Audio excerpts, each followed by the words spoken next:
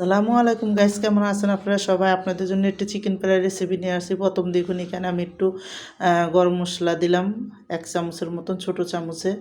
আর এখানে 1 চামচ লাল মরিচের গুঁড়া দিলাম ছোট চামচে। তো দিয়ে কিন্তু সুন্দর, লাল মরিচটা আমি একটু বেশি করে দিছি জাল করার জন্য। আর এখানে দেখুন আমি এখন এক এক করে সব মশলা দিয়ে দিব। তো এখানে দেখুন ধনিয়ার গুঁড়া দিয়ে দিলাম ছোট চামচে আধা চামচ। আর হলো এখানে এখন এক এক করে এখানে কিন্তু আমি জিরার ফাঁকি দিয়ে দিলাম। জিরার ফাঁকিটাও আমি আধা চামচ দিলাম এখানে। আর একটু গরম মশলা ফাঁকি দিলাম এখানে আধা চামচ। আর এখন আমি এখানে 2 চামচ আদা রসুন বাটা দিয়ে দিব। আর 1 চামচ কালো আর সাদা গোলমরিচের ফাঁকি দিয়ে দিব এখানে আমি।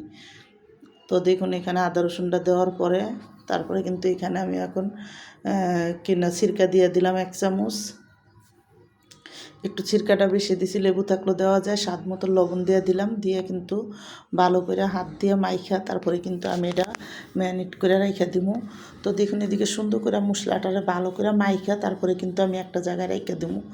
এক এক করে সুন্দর করে এটা হইতে থাকবো। আর এদিকে দেখুন যখন ফ্রাই করবো চুলার মধ্যে আমি তেল দিলাম, তেলটা একবার ভালো করে গরম করে তারপরে কিন্তু আমি আটাটার ভিতরে একটু গোলমরিচ, একটু লাল মরিচ, স্বাদ মতো একটু লবণ দিয়ে আটার ভিতরে সুন্দর করে আটাটা ভিতরে ঢুকায় তারপরে কিন্তু আমি ভাজবো। প্রথম দেখুন আটাটা কিনা আটার ভিতরে মাংসটা চুবাই নিছি, তারপরে কিন্তু আমি একটু পানি নিছি সামনে, পানির ভিতরে চুবাই আবার আমি আটার ভিতরে এটা দিয়ে দিব। তো এইভাবে করে আমি 2বার করে দিব, দিয়ে কিন্তু তারপরে করবো। তো আমি আরেকবার আটার ভিতরে দিয়া এখন আমি মাংসটা ভালো করে একেবারে মাইখা তারপরে কিন্তু আটাটা সুন্দর মতন যাতে আটাটা হয় এটার ভিতরে মাংসটার ভিতরে ভরে।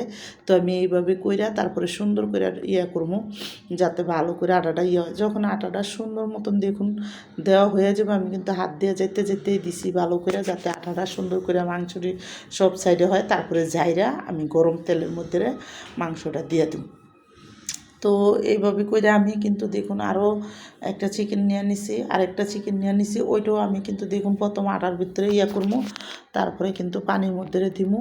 তো দেখুন ওইটারও ভালো করে আটাটার ভিতরে সুন্দর করে চুপ ভালো মতন করে জারা দিয়া আবার পানিটার ভিতরে চুপ দিয়ে তারপরে কিন্তু আমি আটার ভিতরে দিব। তো এইভাবে করে দেখুন চিকেনটি সব দিয়ে দিছি, দিয়ে কিন্তু একটা পিঠ যখন হয়ে আইব আমি উল্টাই দেবো। চুলার আঁচটা কিন্তু একবারে কমায় আমি ভাজবো। তো আমার এই চিকেন ফ্রাই রেসিপিটা যাদের পছন্দ তারা লাইক সাবস্ক্রাইব দিন, প্লিজ আমার ভিডিওটা বেশি বেশি শেয়ার করে দিন আর সাবস্ক্রাইব করে দিন। আর এইভাবে ক্রিসপি চিকেন ফ্রাই বাজ্জা খেয়ে দেখেন অনেকই মজা লাগে। তো আমি দেখুন প্রথম 2বার করে উল্টাই দিছি, যখন সুন্দর করে সব দিকে হয়ে গেছে তারপরে কিন্তু আমি বানাই